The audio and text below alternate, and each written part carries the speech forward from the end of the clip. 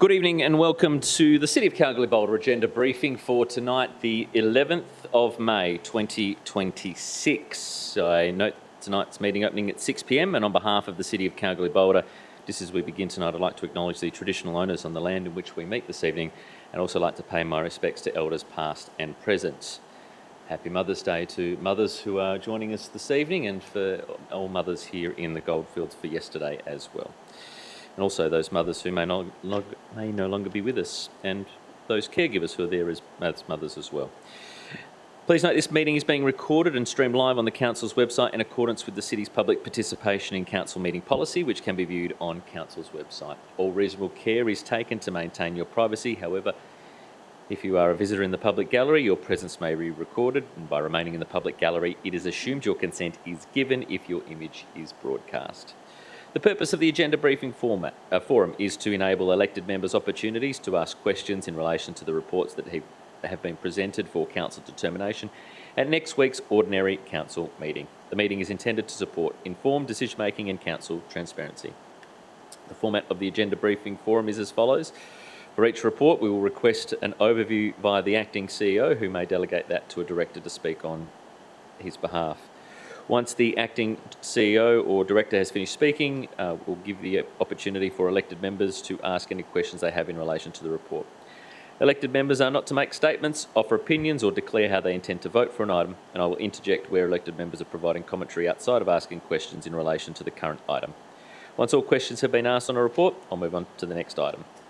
Where the Acting CEO or Director is unable to answer a question, the question will be taken on notice and answered in writing for the benefit of all elected members. And any questions that are not asked this evening can be emailed to the administration team through the elected member request process for response prior to the ordinary Council meeting next week. No decisions will be made until the Council meeting on Monday night here at the Kalgoorlie Town Hall, and members of the public are invited to attend or view the live stream of that meeting to look at Council's decisions in relation to the matters discussed as well. In attendance tonight, we have Deputy Mayor Winner. Thank you for joining us, Deputy Mayor, and thank you for filling in over the last month or thereabouts. Councillor Bodica is an apology tonight. Councillor Della is an apology tonight. Councillor O'Donnell is here with us. Good evening to you. Hello, Councillor Viskovich. Hello there, Councillor House, and good evening, Councillor Walker-Dunstan. Also joining us is Louis Camporelli, our Acting CEO at the moment. Kobe Crisp is our Acting Director of Advocacy and Strategy. Adam Streeline is our Director of City and Community. Cass Yeager is with us tonight as Director of Corporate and Commercial, and Mr David King is the Acting Director of Engineering. We're also joined by Governance and IT staff, and can I thank staff for attending tonight. No visitors in the gallery and no press in attendance. As mentioned, two apologies from Councillor Bodica and Councillor Della. We also have apologies from staff in Acting CEO Mal Osborne and Francis Liston, Director of Governance and Organisational Strategy, and Mayor Hicks, a Director of Advocacy and Strategy, is also on leave. There is one leave of absence previously approved, and that is Councillor Wayne Johnson, who's not here with us tonight. I so far have one item, councillors, of interest for next week's agenda. Councillor O'Donnell has declared a financial interest in item 1452, procurement response to fuel price increase, as he tenders for work on roads. There are no motions of which previous notice have been given and no urgent business at this time. Our first report is 14.1 from the CEO. This is the Salaries and Allowances Tribunal determination for 26-27, 14.11. Over to you, Mr Acting CEO. Thank you, Mr Mayor. Council is asked to note the outcomes of the Salaries and Allowance Tribunal for 26-27 and the determination in relation to payments to elected members, and for the CEO to incorporate the changes into the annual budget from 1st July 26. Thank you, Mr Acting CEO. We had a question from the Deputy Mayor. Thank you, Mr Mayor. Just through yourself to the Acting CEO. Mr CEO, are we legally required to adopt the 3.5% increase for our Council and CEO, or does Council retain full discretion to set a lower amount or nil at all? Thank you, Mr Deputy Mayor, and through yourself, Mr Mayor. Note, Council is not legally required to adopt the full 3.5% increase. Council may choose to either adopt the full 3.5%, a lower increase, or resolve to make no increase at all. Thank you. Councillor O'Donnell. Thank you. My understanding is when this came up previously, it was said that should a councillor not wish to take, they're not interested, they can donate that money to a charity if they want to. If they don't, because where I'm getting at, some people could be doing it hard. I was sitting on a council, and things like this can help them. For clothes, hair, things like that, to be presentable. Thank you, Councillor O'Donnell. Is it? That was brought up before, wasn't it? Correct. It's up to if the increase proceeds, it's up to the elected member to deal with it at their end. Yes. Any further questions, Councillor Viskovich? Thank you, Mr. Mayor. Just wanted to know the total cost we would be looking at with, should everyone take the 3.5%? Obviously, this needs to be taken on notice. Apologies for not getting it through earlier. But what the 3.5% increase would budget to for the next financial year. Thank you, Councillor Viskovich. Mr. Acting CEO. Thank you, Mr. Mayor, and through yourself, Councillor Viskovich, is that for elected members or elected members and CEO? Because this at the moment is for elected members and CEO. So if the 3.5% is put in place for everyone, what would that look like for our next budget, please? Thank you, Councillor Viskovich. I'll take that one on notice and we'll come back next week with our figure. Thank you. Any further questions? No. Let's go to item 14.3, which is Finance, People and Culture, the monthly statement of financial activity for March 2026. Director of Corporate and Commercial, Cass Yeager. Thank you, Mr. Mayor. The statement of financial activity is presented to Council to receive for the period ending 31 March 2026. Thank you, Director. We have questions in order from Councillor O'Donnell, first of all. Thank you. Just to re-clarify, and I think it has been spotted, but it was 14.2 governance and organisation strategy, then 14.3 finance, people and culture. That's just a typo, is it? The 14.2, there's no reports of governance and organisational strategy, so therefore we've gone to 14.3, which is Finance, People and Culture, and this is the first report of Finance, People and Culture under that directorate. Oh, under the same one? No, they're two different directorates, so there's no reports under our governance and organisational strategy directorate for this meeting. Oh, right. So that skips to 14.3. Okay, yep. Thank you. My next question. Utility charges, page 15. The gas bill at the Oasis is up 67,000 and water and electricity at the airport is up 60,000. Are there any reasons for these large jumps in price? Thank you, Councillor Director. Thank you. Gas charges at the Oasis have increased as gas is being used to heat the pool in lieu of electricity. There is an out-of-contract rate that was applied in November, which is attributable to this increase, which is currently being reviewed by our team. There have been increases in water consumption and electricity usage at the airport, and this is attributed to the increased passengers and flights that we've received as terminal usage has increased compared to previous years. Thank you. Councillor O'Donnell. Supplementary. We're using the gas at the Oasis to heat the water instead of the electricity. Is that going to be common practice, or is it just at the moment while we do changes? Thank you, Councillor O'Donnell. Director. Through the Mayor, my understanding is that is being used in place of the solar panels at the Oasis, but I'll take that on notice to confirm. Thank you. Deputy Mayor. Thank you, Mr. Mayor. Director, several variances attributed to timing. Are any of these likely to become structural issues rather than just timing delays? Thank you, Deputy Mayor. Director. Thank you. All variances reported to Council in this month so far have been attributed to timing. Each of the variances are reviewed against information known to date, and they're not considered to be permanent at this point in time. However, as we get closer to the end of the financial year, we'll have a better understanding as to whether they'll be permanent. Thank you, Director. Deputy Mayor. Thank you, Mr. Mayor. Thank you, Director. Director, in relation to the $960,000 underspend due to federal approved delays, do we have any revised timelines that we should be aware of, and is there any funding at risk of lapsing? Thank you, Deputy Mayor. Director. Thank you. The release of funding is dependent on the formal approval of applications from the Department of Social Services, with the City acting as the brokerage or organisation. The funding cannot be distributed to applicants until those Commonwealth approvals are received. The program is scheduled to conclude on 30th of June 2026, and any funding not expended by this date will have to be returned to the Commonwealth.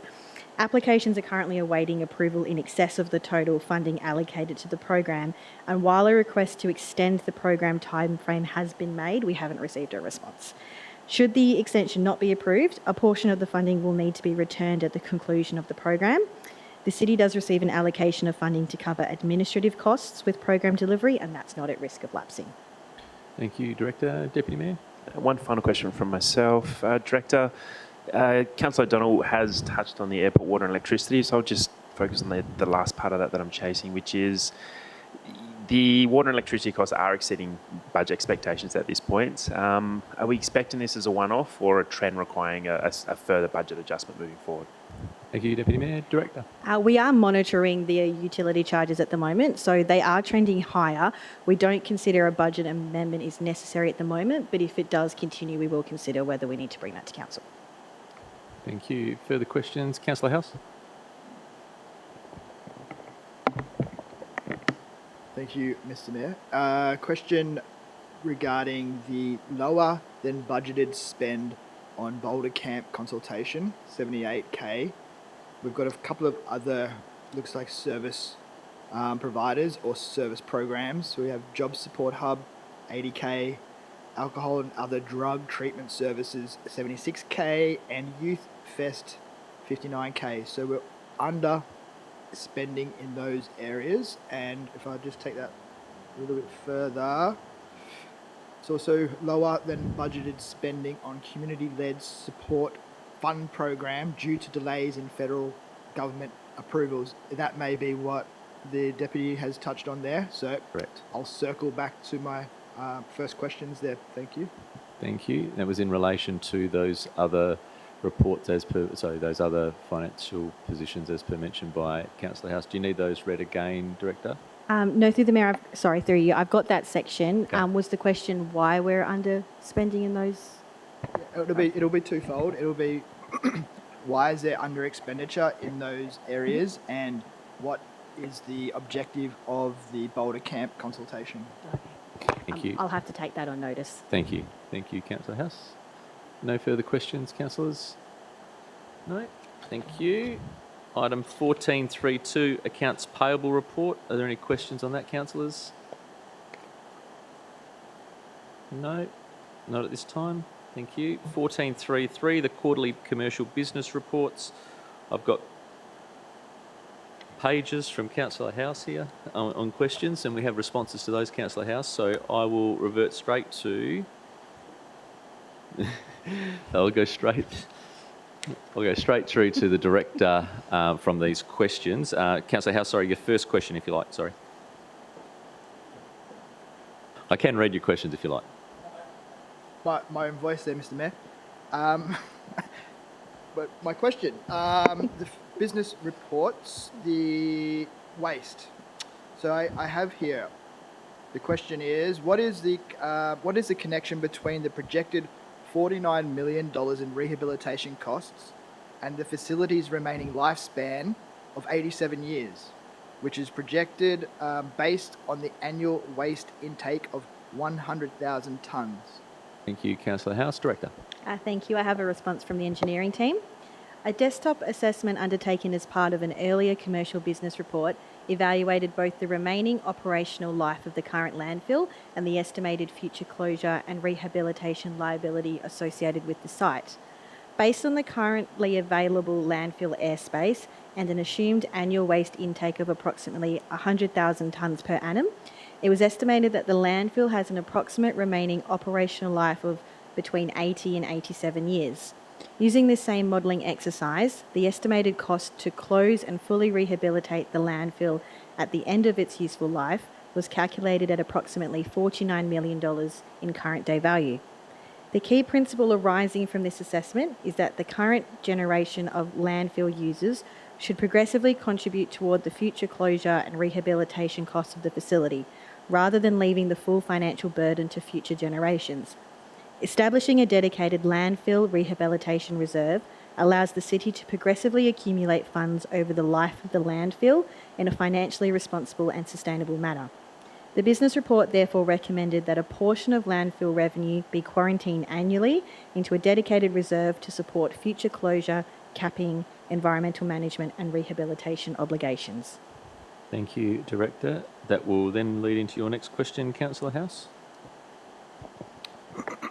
That was a lot to digest. I hope we can get that in writing. Thank you. The concern I have here, Officer, is the reference to 87 years. What that is assuming is that the regulator has given us approval for 87 years. So, hypothetically, you could have 87 years. Hypothetically, you could have 187 years. It's going to be subject to an approval body outside of ourselves. So we need to be very careful about using language that we can't commit to. We cannot fulfill that 87-year obligation. Thanks, Councillor House. You got a question? The question is, why are we using 87 years as a benchmark for the life of our landfill when we only have a 10-year time frame remaining on our licence? Thank you, Director. This will go to Acting Director King to answer this one. Through the Mayor. So the report that was completed was showing that for the lifespan that we currently have, with the licence that we've got, we could last 80 to 87 years. That was what the report had said, so that's what we've been doing the modelling of. So, Thank you, just to Director. Councillor House. just to confirm, you have a report that says the current landfill, if the regulator approved, could last for another 87 years. Is that what we're saying? Correct. Thank you, Director. No. Okay. Then where did we get the $49 million rehabilitation cost from? Because I'm assuming you rehabilitate at the end of the life of the landfill. I'm assuming in 87 years, $49 million is probably not going to be very much money. How have we kind of, and that was my question. So how does the $49 million relate to the 87-year lifespan? Thank you, Councillor House. Director. So through the Mayor, the current pricing projections of current day value for us to rehabilitate the site, once we ended up at capacity, we'd end up at 49 million. I agree that it's probably not going to be 87-year prices, but we've got to start somewhere, and what we're saying is if we put down $5, and so per tonne for the 100,000 tonnes per annum, we scored that away, we'd end up with enough to start for future generations to be able to rehabilitate, instead of leaving them with a lump sum value at the end, which would not be sustainable. Thank you, Councillor House. Does Council realise that we already have a resolution and we already have a reserve for the waste, for the landfill, and we already have a resolution that squirrels away, I don't know whether it's that percentage, but it was around $500,000 a year. So this is already on the books. It's already a resolution of council. We already have the reserve. So my question would be, how much money is in that reserve? The answer to your question, Councillor House. Directors? Through the Mayor, we currently do not have a reserve for landfill rehabilitation. Thank you. Councillor House? Sure. You've got several further questions.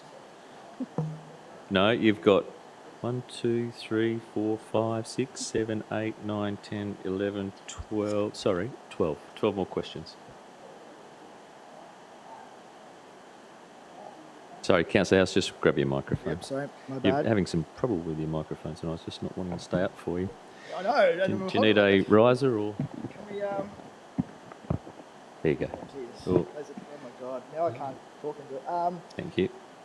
Okay, what is the reasoning behind the construction of the new weighbridge and transfer station at the landfill facility? Thank you, Acting Director King.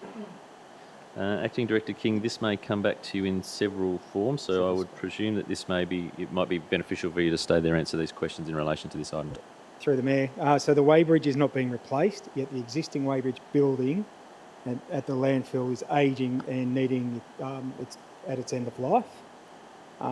So as part of the city's longer term waste management plan, it's proposed that the future waste receival operations, including the building and a modern transfer waste station and resource recovery facility, is planned and built.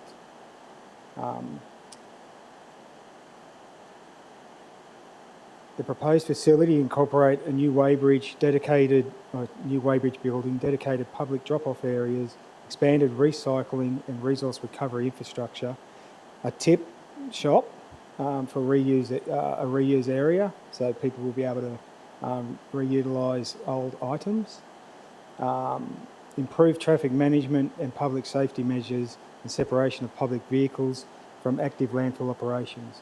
Under the proposed operating model, light vehicles and members of the public would no longer access the active landfill tipping site directly. Instead, only commercial and operational heavy vehicles would access the landfill itself, significantly improving operational safety, efficiency and site management.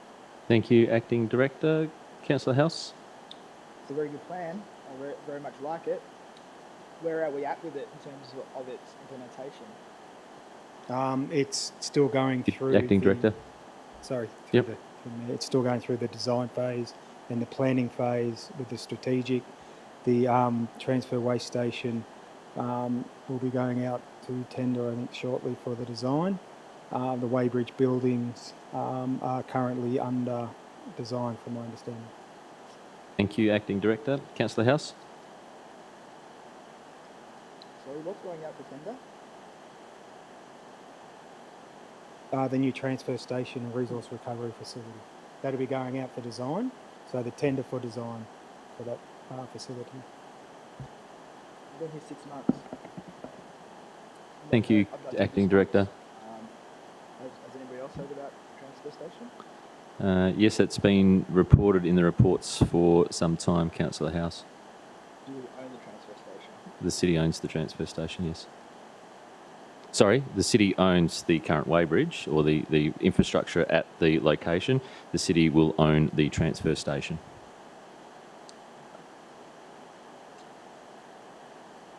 What kind of dollars are we talking about?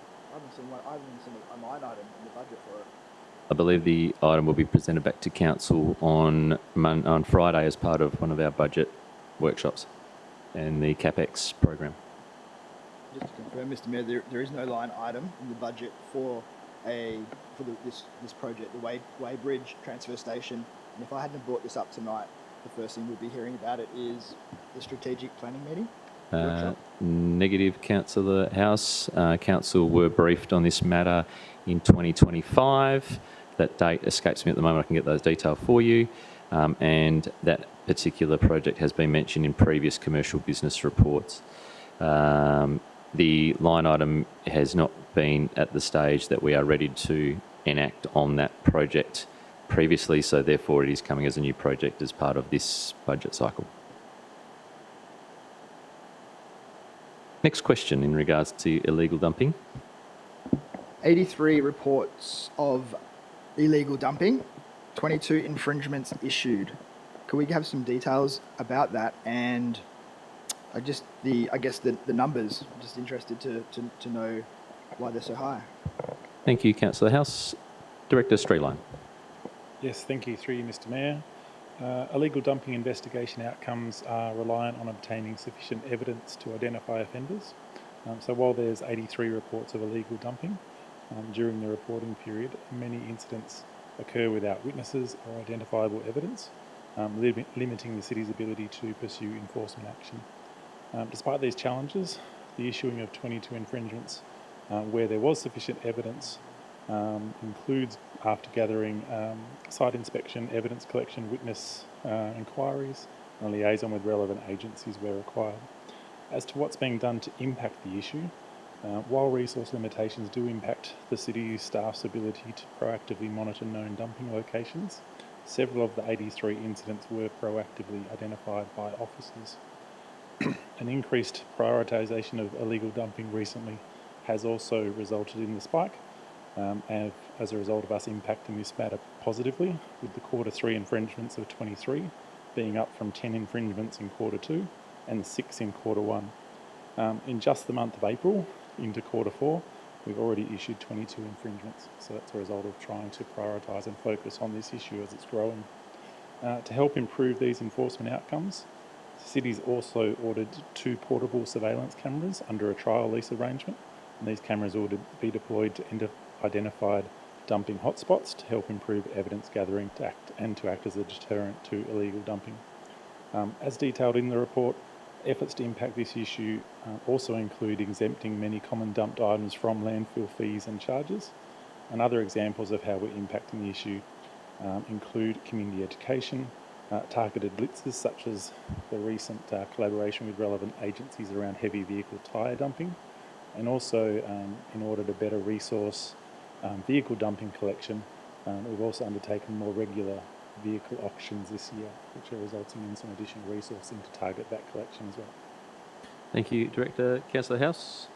Of the 22 infringements issued, how many of those issued were in relation to occupation of the verge or illegal dumping in urban areas?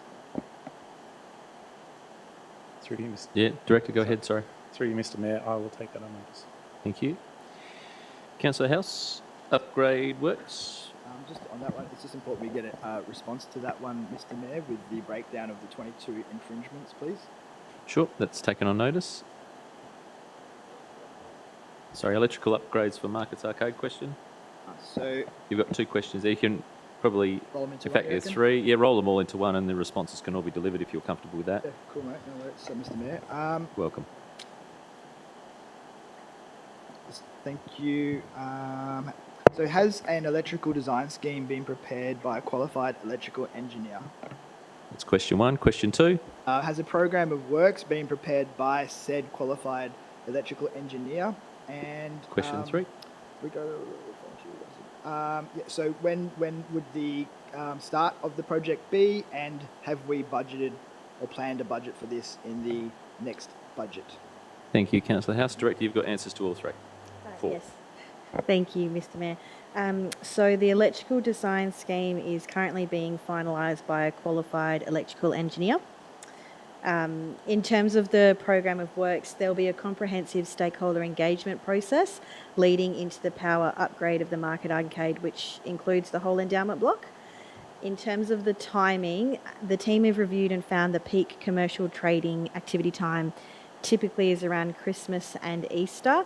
So it's proposed to commence works at the end of Q1 to ensure there's minimal disruption to the shops. And the works will take a considerable amount of time, which will be completed in stages. Thank you, Director. Councillor House. Water bank project details. Question, yes. Yeah, sorry, we're going to move on. The business report repeatedly references the water bank project, but it lacks really crucial details around what those projects are and what the benefits they will deliver. Could we get some information on that, please? Sure. Acting Director King. So yeah, the water bank projects through the Mayor do consist of quite a few projects encompassing wastewater reuse and also freshwater capture. So we have completed one of the stages, which is the inlet screens, the new inlet screens, which have helped the water coming in. Electrical connection upgrade, which is utilising some more Western Power resources to be able to upgrade the power at the wastewater treatment plant. The new rock filter installation and associated works. The Racecourse Dam project, which is there to capture the fresh water that comes through from Gribble Creek. Golf course tank construction and dam expansion, which again is to be able to capture a lot of the fresh water that comes past through there. And dams 1C and 1D construction, which we're hoping will be starting within the new financial year. Thank you, Mr. King. Councillor House. Thank you for that comprehensive update of the projects. My next question is, how does the need for these water bank projects align with our current water balance, which we're struggling to get rid of the water, for want of a better term? I don't think we're struggling to get rid of any water, to be perfectly honest, Councillor House. Thank you. I believe just further to that, Councillor House, the acting CEO will be presenting an update on the water bank situation. I think he's indicated that he'll be doing that at the next, at an updated session for us, so the strategic session on the 2 weeks' time from today. Sorry, date escaped me. Thank you, Mr. Mayor. I appreciate that. I just want to also note there that the comments from the officer that the information we've been given consistently here is that we're at a 100% water balance. And that's, I'm just not putting words into anybody's mouth there. So. Thank you. Oasis membership? Is there a reason why we had a surge? I mean, surges are good, but also noticed, just as a nuance, is that we've surged in, I guess, off the streets, people walking in off the streets, but our membership numbers are decreasing. I wonder if we could get some background to that. Thank you, Councillor House. Director Cass. Thank you, through you. The March increase appears to be seasonal and programming related rather than linked to one specific event. A comparison with the 2025 Q3 report shows a similar uplift across the same period, which suggests this is a recurring seasonal pattern associated with post-holiday re-engagement, including swim school activity, group fitness programming, and the flow-on of school holiday activities. Thank you, Director. Councillor House, you've got 2 more questions relating to the airport. Yes, there's comments that the what do you call it? The check-in baggage belt. So I presume the luggage carousel, which required temporary manual handling. So my question is, what are we doing to resolve that, and have we looked at a permanent solution? Just to confirm, the baggage carousel not at the arrival side. This is the departures end. When you use baggage carousel, I think that can be misconstrued as the other end. But that you're talking about the check-in baggage conveyancy, Director Jager. Through you, Mr. Mayor, yes, that's correct. So it relates to the check-in baggage system when you arrive at the airport. As outlined in the report, we have had ongoing failures in relation to the checked baggage system, and these were rectified in the quarter. We've undertaken significant investigation between the airport manager and a local electrician who has been providing support in our runway lights, and they were able to localise and determine the cause of the fault, which was an electrical setting that came when the checked baggage system was manufactured. So they have changed those settings, and since implementing this change, we've had no further faults relating to that error. Thank you, Director. And Councillor House, one more from the airport financials. Yes, can provide context for the mid-year budget suggestion that airport revenue would exceed the initial budget estimate by $6 million, which would counteract the unauthorised over-expenditure of employee costs. So note that passenger and landing fees were $1.22 million lower than budgeted. Thank you. There's a question in there and a note, but I'll take the question, Director. Thank you, Mr. Mayor. So the mid-year budget review, the proposed increase was recommended following detailed review of passenger numbers for the remainder of the financial year, so detailed modelling, along with increasing of flights that we're aware of coming between now and the end of the financial year. In relation to the employment costs contained in the quarterly commercial business report, whilst the employment costs are above the year-to-date budget, they do remain within the overall approved budget. Thank you, Director. Any further questions, councillors? Yes, the Council- 1.2 okay. sorry, Sorry, the 1.2 councillors. million wasn't really addressed in terms of that being a critical element for the council supporting the mid-year budget review, and a surplus was on the premise that the airport was going to make really significantly over what they had estimated. So I think maybe this is the first or second report after that mid-year budget, and it says we missed it by $1.22 million. So that's got to be a red flag. Thank you, Councillor House. We'll note that comment, obviously, when the compiling of the reports and also the mid-year budget was approved at the same time as well. Councillor Viskovich. Thank you, Mr. Mayor. I'm just wondering, with these reports on the financials, is it possible to have the quarterly budget and actuals shown for the quarters so that we can see the difference on each quarter as we're going along? So I think it's called comparing each quarter in the Xero or counting system. Thank you, Councillor Viskovich. Director Jager. We are looking at the quarterly commercial reporting, so I'll definitely take that feedback on board and see if we can make those improvements for you.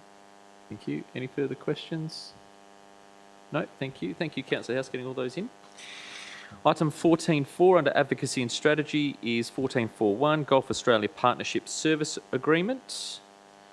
Councillor Viskovich. Can I please just clarify, this is with Golf WA, this is not necessarily anything to do with Golf Club Kalgoorlie? It is through Golf Australia Yes, perfect, thank you. for the delivery of the Australian Golf Foundation Junior Girls Scholarship Program at the Kalgoorlie Golf Course. Just contemplating my proximity, just interest. Sure. Flagging that you may have a interest for next week in Potentially. proximity. Yes, It's up to you if you wish to stay in the room or you wish to leave. Thank you. Acting Director Crisp. Just had to get that right. Welcome. Your first presentation to Council, Golf Australia Partnership Service Agreement. Wish to tell us about it? Through you, Mr. Mayor. Council is being asked to endorse entering into a 3-year partnership service agreement with Golf Australia to support the delivery of the Australian Golf Foundation Junior Girls Scholarship Program at the Kalgoorlie Golf Course. Also to approve the provision of an in-kind fee waiver for junior golf membership fees for participants in the Australian Golf Foundation Junior Girls Scholarship Program to a maximum value of $5,000 per annum, and to authorise the Chief Executive Officer to negotiate, finalise and execute the partnership service agreement in accordance with the position set out in this report. Thank you, Acting Director. Deputy Mayor, you have questions? I do, thank you, Mr. Mayor. The first question is, look, it's a fantastic program, but can the Acting Director please explain how this agreement aligns with our current policy of providing up to 80% fee waiver? And if it is not required to align, what mechanisms will be available for other sports and development programs to access comparable support in the future? Thank you, Deputy Mayor. Acting Director. Through you, Mr. Mayor. This request is being progressed as a partnership service agreement rather than a standard fee waiver because it forms part of a broader partnership model. Golf Australia will fund and deliver the program. The Goldfields Golf Club will support program integration and waive its portion of junior fees. And the city's role is limited to a capped in-kind waiver of junior membership fees. Other sports and development programs can access comparable support through existing city mechanisms, including fee waivers, community funding programs or a PSA, where they can demonstrate clear community benefit, partner contribution, defined outcomes, reporting requirements, and appropriate financial risk. Thank you, Acting Director. Deputy Mayor, one more. Thank you, Mr. Mayor. The second question is, how did this program qualify to be considered for a partnership service agreement as opposed to being a simple fee waiver, given the city's involvement in it? Thank you, Deputy Mayor. Acting Director. Through you, Mr. Mayor. This program was considered appropriate for a partnership service agreement because it is an ongoing structured participation program with defined roles and outcomes rather than a one-off fee waiver request. A standard fee waiver would only address the membership cost. A PSA provides a clearer framework for the full arrangement, including partner responsibilities, the city's capped contribution, reporting requirements, review provisions, and the 3-year term. As Council previously supported the program through a one-off fee waiver in 2025, the PSA provides a more transparent and accountable framework for ongoing support. Thank you, Acting Director. Thank you, Deputy Mayor. Councillor O'Donnell, you have 2 questions, and then Councillor House lining up. Thank you, Mr. Mayor. The Australian Golf Foundation Junior Girls Program is for 9 to 16-year-olds, and 12 girls were in last year's program. Do we know what the ages breakdown in last year's group was? Thank you, Councillor O'Donnell. Acting Director. Through you, Mr. Mayor. The Australian Golf Foundation allowed the local program to include 4 younger participants who had shown strong interest and engagement in golf. So the age breakdown from last year, the 2 participants aged 7, 2 aged 8, 1 aged 9, 1 aged 10, 3 aged 11, 2 aged 12, and 1 aged 13. Thank you, Acting Director. Councillor O'Donnell. I don't know if you know, were there any girls from low socio backgrounds or families with limited financial capability were in last year's group? You've also got a follow-on question because I've seen your question, so if you feel free to ask that one as well, a bit like All right. Councillor House. Okay. And if so, how many girls from those disadvantaged groups will be able to be included in this year's program? Thank you, Councillor O'Donnell. Acting Director. Through you, Mr. Mayor. The program is not means tested, so the city does not hold verified socioeconomic or financial hardship data for last year's participants and can't speculate on individual circumstances. Participants are invited by coaches based on attendance, interest, commitment and skill development. Broader access to junior golf is supported through free grassroots programs delivered through the year, and the Goldfields Golf Club is also registered as a kids sport club, which is a state government initiative to provide funding for those experiencing financial hardship. Thank you, Acting Director. Councillor O'Donnell, you have one more? Supplementary one last one. If we were to enter into an agreement with Golf Australia, can we see the issue resolved so that it's not just for the haves who can participate, but also the have-nots? Can we work with them? Thank you, Councillor O'Donnell. Through you, Mr. Mayor. So the intent of the PSA is to remove as many barriers to junior participation as possible, particularly the cost of taking the next step from introductory golf into a structured development program. Again, the program is not means tested and not administered as a financial hardship program. However, participants are identified by coaches based on attendance, interest, commitment and skill development. However, the city's fee waiver directly removes the junior membership costs that may otherwise prevent some families from continuing. Thank you, Acting Director. Thank you, Councillor O'Donnell. Councillor House. I have a question for the new guy.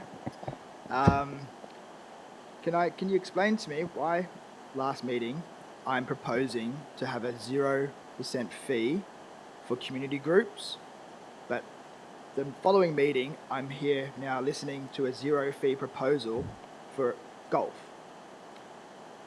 Can I get some background explanation to that? Thank you, Councillor House.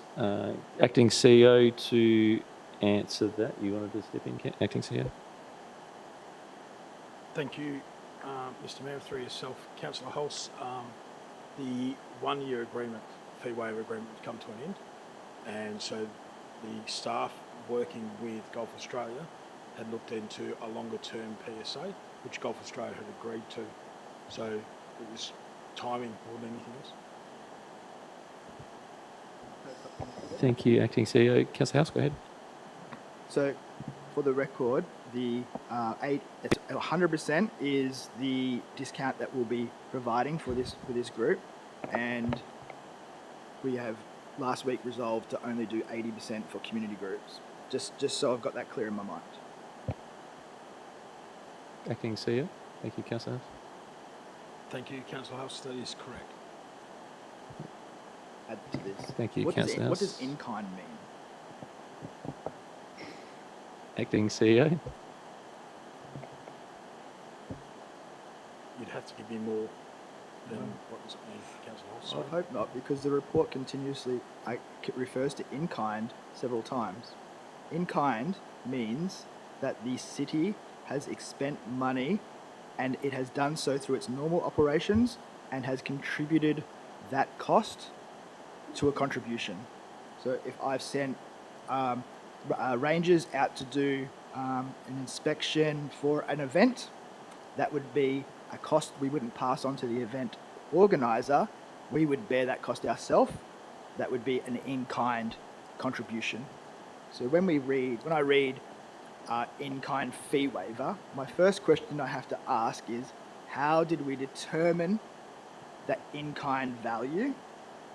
And the second question I'll ask is, how do we report on our in-kind contribution? Because the reason I ask these questions is both of those things are ratepayers' funds. Thank you, Councillor House. I think that question is quite clear. In relation to the in-kind fee, that is as part of the portion of the junior golf membership fees, that's the in-kind part of the funding request. Mr. Acting CEO, if you wish to add anything further or take that on notice to work through that. We'll take that on notice, Councillor Hulse, and come back to you next week on what portions were in kind and what they were. Thank you, Acting CEO. Any further questions, councillors? No. Thank you, Mr. Acting CEO. Oh, sorry. And also, no, I was looking at him and at the. Thank you, Acting Director. You get away with it with an Acting CEO and Acting Director at the same time. 14.5, corporate and commercial. The commercial lease agreement for 3 of 7 Unit 3, 272, Markets Arcade, Warren Art Studio is 1451 of the commercial lease agreement piece of our agenda. Director Yeager. Thank you, Mr Mayor. This report is to seek council approval for a commercial lease agreement with Michelle Warren, trading as Warren Art Studio, for Shop 3 at the Market Arcade. The applicant has been advised and agreed to the rental amount and outgoings of $3,198, and the 3-month rent-free period will apply to this new lease. Thank you. Councillor O'Donnell, you have a question? Thank you, Mr Mayor. Page 30, first paragraph, outgoings.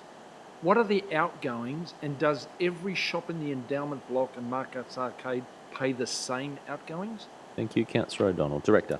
Thank you. Tenancies within the Market Arcade are subject to outgoing charges as part of their lease agreement, so this is a separate charge. The outgoings for this shop are $3,198 per annum, inclusive of GST, and that includes water, electricity and gas, along with a share of cleaning costs and security costs. The Market Arcade is not separately metered for individual tenancies, as it's a shared internal arcade. Outgoings are managed and apportioned to all shop tenants within the Market Arcade dependent on shop size, and the outgoings are reviewed annually and any changes are communicated and implemented to tenants. Tenancies in the endowment block are separately metered and paid direct to service providers as their standalone street tenancies. Thank you, Director. Councillor O'Donnell, any further? Thank you. Any further questions, councillors? No? Thank you. Stand by. Sure. Councillor Walker-Dunstan and impartial on the commercial lease agreement for 3 of 272 Market Arcade Warren Art Studio. Thank you. We'll note that for next week. You can remain here. That's fine. That's an impartiality. Noted. Thank you. Thank you, Director. Item 1452, a procurement response to fuel price increases. Director of Corporate and Commercial, this stays with you. Councillor O'Donnell, you've declared a financial interest in this matter. You can leave the room if you wish.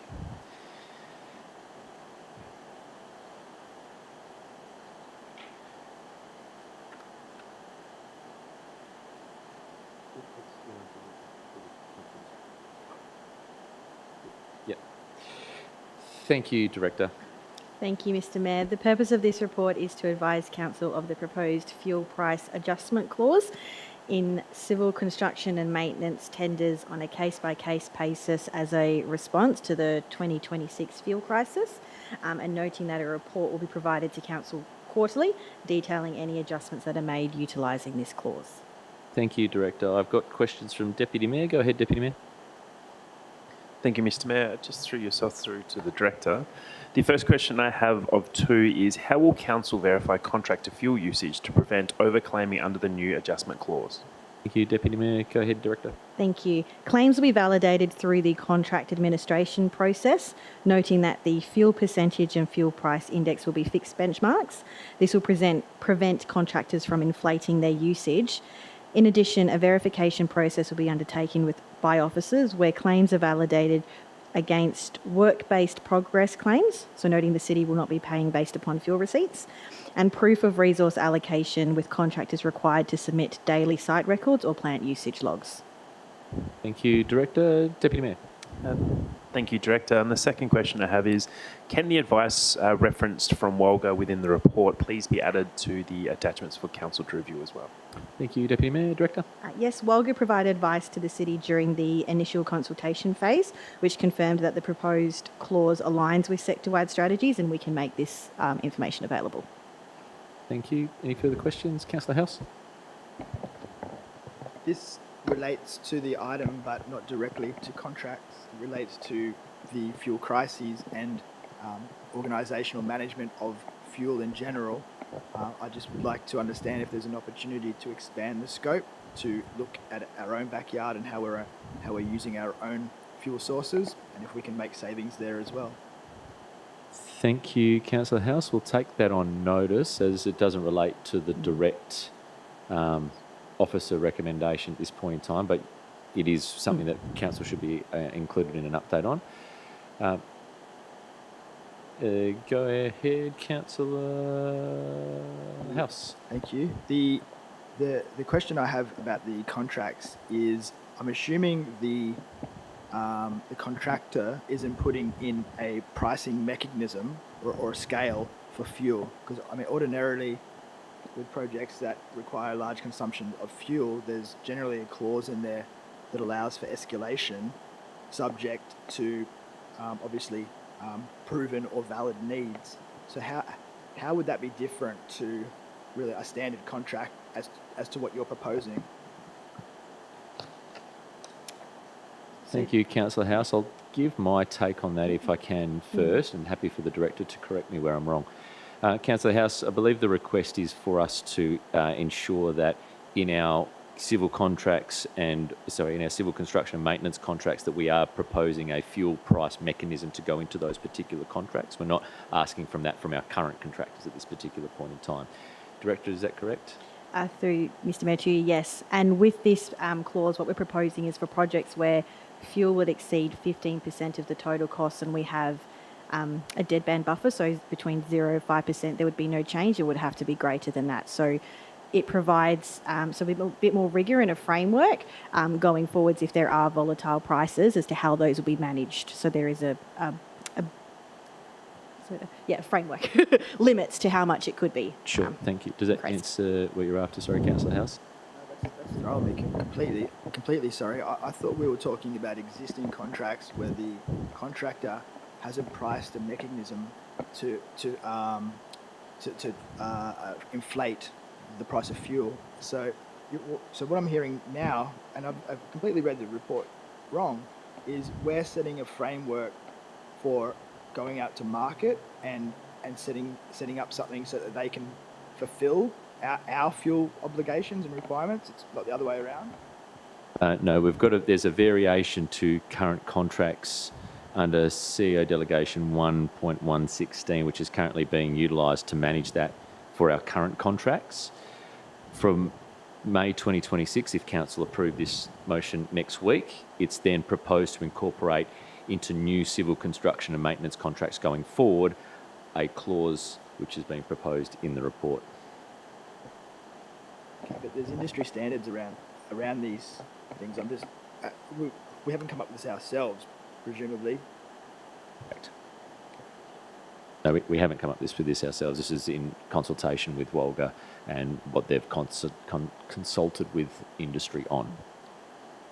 I meant there's contractual standards that outline how to deal with these types of adjustments and inflations when there's extraordinary times. Correct. And in the report on page 34, the Fair Work Commission has formally issued the Road Transport Contractual Chain Order, or RTCCO, Fuel Cost Recovery 2026. That mandating in compliance was effective from the 5th of May. So that in practice now the Fair Work Commission requires participants in road transport contractual chains to take reasonable steps to adjust rates fortnightly to allow recovery of increased fuel costs. Thank you. Further questions? One from me, please, Director. And I'm not sure what the scenario is. The Deputy Mayor half touched on it. The information that's coming back to local governments has been quite minimal from an elected member point of view from industry and also from the Wolga advocacy that's been happening. From what I understand, there's been weekly meetings or very regular meetings with, I'll get the name right, Rob Cossart. That, I believe he's been put there by the state government. There's no reporting back to local governments on that I'm seeing, and I think the Deputy Mayor's already asked for that. So can I just reiterate that elected members haven't seen any of that piece at this point in time, and if you can share anything further to those meetings or any minutes from those meetings. I know the Acting CEO was on some discussions that we appreciate it, please. Yep. Will do. Thank you. Next item is 14.6, City and Community. Can we have Councillor O'Donnell back, please?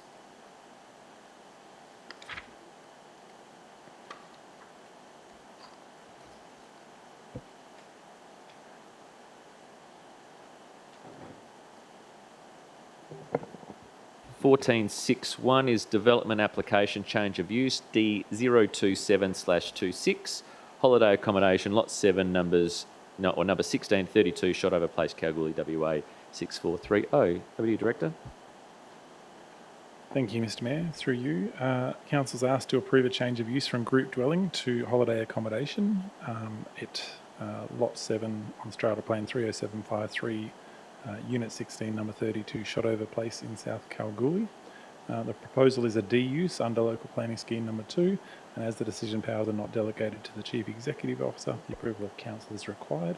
It's proposed to include conditions that address the development must be managed in accordance with the operational management plan, that there's a restriction on 2 adults and 2 children maximum with no visitors permitted, that the approval is valid for 12 months only to allow a trial period and require resubmission, that parking is restricted to 1 vehicle only and must be parked within a designated parking bay with consultation undertaken with nearby residences.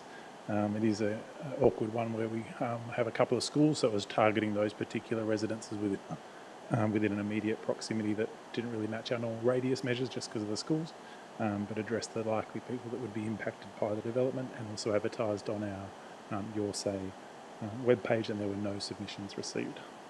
Thank you, Director. Deputy Mayor, you have one question. I do, thank you, Mr Mayor. Director, if complaints arise over the initial 12-month period, what thresholds or triggers would lead to a revoking of or a non-renewal of this recommended approval? Thank you, Deputy Mayor. Director? Through you, Mr Mayor. As it is conditioned, the trial would be for 12 months and would not be revoked within that period. During the trial, any complaints would be handled the same as any other complaints received by the city. To date, to note though that the city has never received a complaint from neighbours of any holiday accommodation that we've approved in the past. The owner will be required to submit a new application for an extension at the end of the approval period. So when Council considers that new application, relevant considerations are similarly outlined under Clause 67.2, Schedule 2 of the Planning Development Regs, where Council needs to be satisfied whether the proposal will affect the future amenity of surrounding properties and whether the development presents a proper and orderly planning outcome. The nature of any complaints would need to be considered as part of that, but as a general guide, if valid complaints have arisen on an ongoing basis, it would be likely evidence that the management plan is not effective, and therefore the city would be justified in not extending the approval or consider necessary changes to the management plan. Occasional complaints that are resolved would likely not justify refusing an extension. Thank you, Director. Thank you, Deputy Mayor. Councillor O'Donnell, you have a question. Thank you, Mr Mayor. Page 41. Unit 16 is a 1-bedroom unit, but we're allowing approval for up to 4 guests to stay in it over a period of time. Is that normal? Thank you, Councillor O'Donnell. Director? Through you, Mr Mayor. Yes, so it's quite normal that there's a pull-out couches is proposed for additional bedding up to 4 residences in 1-bedroom short-stay accommodation. Yes, so considered normal. Thank you. Follow-up, Councillor O'Donnell. One sec. When we mentioned short stay, how long is short stay? Do you know what the most they can stay at any one time? Thank you, Councillor O'Donnell. Director? So the difference, or essentially what we would consider that becomes permanent or long-term, is 3 months. So that's what we consider in regards to whether something's short stay or not. So yeah, it could be rented up to a maximum of 3 months, but generally the standard is a lot less when people visit. But yeah, that's the theoretical difference. However, more than 3 months doesn't require approval, so they would be able to. You just can't go the other way without approval. But if you're a short stay, you could stop short stay for any reason and go to residential, and that would be a use that someone could do without needing council approval. Thank you, Councillor O'Donnell. Thank you, Director. Councillor House?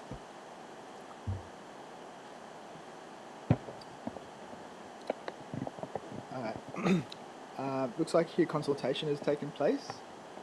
I'll just refer the councillors and the officers to the dates. It would appear that the consultation has started on Easter. So that's going to have some problems, if I'm correct, because you would have to extend your consultation period for because it's undertaken during a public holiday. Now, I don't think you're going to get any response or any submissions because it's a unit contained within a 20-unit complex. So there's going to be no way to differentiate, I presume. So I'll be surprised if you get any comments or submissions, but just for reference and for future noting. Keep your eye on that. So It's a statement, Councillor House. Is there a question? don't do public consultation on the public holidays. It's still not a Please question. don't do it. I don't know. It does. I'll go to my next question. Thank you. Strata titles. Have we confirmed the body corporate and strata title arrangements? I don't see that referenced in the report. Thank you, Councillor House. Director, you wanted to answer as well that consult piece, but also that question as well. Yeah, through you, Mr. Mayor. So as detailed in the report, it notes specifically that it was advertised for 14 days excluding public holidays. So the date range given is actually 17 days. So that's why we did allow for the public holiday period and made the period in extent of that, as is detailed in the report. In regards to strata, then yes, the strata body as members of the units the notice goes to both residents and owners. So the owners, as members of the strata's body, were also provided opportunity to comment. Thank you, Councillor House. So in relation to the Deputy Mayor's question, or maybe it was Councillor O'Donnell's question around the compliance. So in terms of how does one manage the compliance, and who would be responsible in this case? Would it be the body corporate, or would it be the landowner of that individual unit? Responsible, sorry, for clarification purposes, Councillor House, is it responsible for ensuring that there's no more than 4 persons? The question obviously stems from the Strata Title Act, is that you need to be operating under a body corporate arrangement, and so they have legal responsibility for legal oversight for all of those 20 units. So my question is, if I separate out one of those units and give it a different level of compliance, how does the body corporate ensure that that compliance is upheld and not being governed by the local government? Because I think the tradition, and I would have to say in this case, it's emanated from loud noise or partying from a unit. Somebody's complained, and we've gone out there and said, what are you guys doing? Because it's just a little bit odd that an individual would come and make this request. Sure. So if that's the case, and I'm not delegitimizing that, what I'm saying is the body corporate would have to take on that responsibility, but I wouldn't know how you would manage that through the actual planning approval. Thanks, Councillor House, for the context. Director? Yes, through you, Mr. Mayor. So essentially, yes, as indicated, depending on the nature of any specific complaint, it would be dealt with by the city where it's considered responsible and relevant to its planning and other statutory abilities to deal with complaints, whether they were noise, health, depends on the nature. For anything that was a complaint that specifically was about any contravention of the strata management or any rules there, they would be addressed to the strata body corporate. They would make any determinations if that affected the ability of them to operate either under the body corporate. That would be advice between a civil matter between the body corporate and the owner. If it was relating to any thing that's a jurisdiction of the council, we would deal with that. Thank you, Director. Councillor House? The report states, and this isn't verbatim, but the report states that the provisions of the short-term accommodation policy would effectively guide future development of this type. My understanding and the advice from officers thus far has been that the short-term accommodation policy is about terminology. It's about aligning that terminology with state requirements. And now I'm reading in this report for a holiday accommodation that the officers are referencing future provisions underneath this policy. Can we please have some commentary around that? Thank you, Councillor House. Director? Yes, through you, Mr. Mayor, as detailed in the report, the approval from Council to move the terminology towards the state consistency was to undertake that. That requires advertising, and once that's formally enacted would result in a change of terminology coming back to Council for these purposes. However, we're required to approve it under the terminology that is in place at this moment. Thank you, Director. Councillor House? Thank you, Director. The question, I'll just repeat the question. if you need me to. Yep. Beg your pardon, Councillor House, what was that, sorry? Does he need me to repeat the question? No, he answered the question for you. If there's some further details that you were after, the Director can take it on notice. And that is in relation to the reference to future policy as opposed to current policy. That was probably how I looked at it. No, it definitely was. I mean, I asked a question about provisions, and he responded with terminology. I literally said we've been advised that the policy is aligning terminology with the state requirements, and I've said in your report it refers to provisions underneath the future short-term accommodation policy. So my question is, what provisions do we expect to have to deal with underneath this future short-term accommodation policy? Thank you, Councillor. Thank you. Director? Through you, Mr Mayor. If I'm interpreting the nuance there, is that as well as the report around the change to the state standardisation was terminology, there was also reference made to requirements to register and the other implications of the state's changes. So I would suggest the response in addressing those provisions would be that officers would seek as part of this to remind them of their requirements to register and undertake any provisions of the state. And then, yes, the other would be the terminology would be updated on any future ones when formally enacted. But yes, the provisions for registration and that are also what we communicate to applicants, even though our terminology is still in mismatch. Thank you, Director. Councillor House? The registration, but I'm sure the advice we got the other week was that we have places already registered on the state list, and I'm pretty sure I don't need the local government body to determine whether I can register my property on the state list. So we don't own that list. We don't manage that list. It's the state government's list. What the officer's telling me is that that provision relating to in the report is to advise the owner they have an obligation to report or register their unit with the state government. Is that what we're saying is the only provision? Thank you, Councillor House. Director? Happy to take on notice any other detail that may be required by Councillor House, but essentially as stated is that assurance that any provisions or requirements would be adjusted going forward, and that's considered sufficient for Council to make a determination on this report. Thank you, Director. Thank you, Councillor House. Last one. Your report doesn't reference the short-term accommodation the Short-Term Accommodation Act. Can we please look at that in terms of determining how this aligns with that? Thank you, Councillor House. Director? Unless there's further specifics to the question, again, that would be essentially a reassurance that we are looking to, in our approvals, align to the Act where required, and also explaining for Council how it relates to our current terminology and provisions until that is formally enacted. There are requirements in the State Act that we still need to do immediately, and others that relate to when we adopt it within the scheme. Thank you, Director. We'll take that on further notice for you. With that done, no further... sorry, Councillor Viskovich. Thank you, Mr Mayor. Just wanted to confirm that if more units within this complex apply for the short-term accommodation in the future, has consideration been given to the overall impact it could have on the surrounding residents and the amenities of this complex? Thank you, Councillor Viskovich. Director. Through you, Mr Mayor.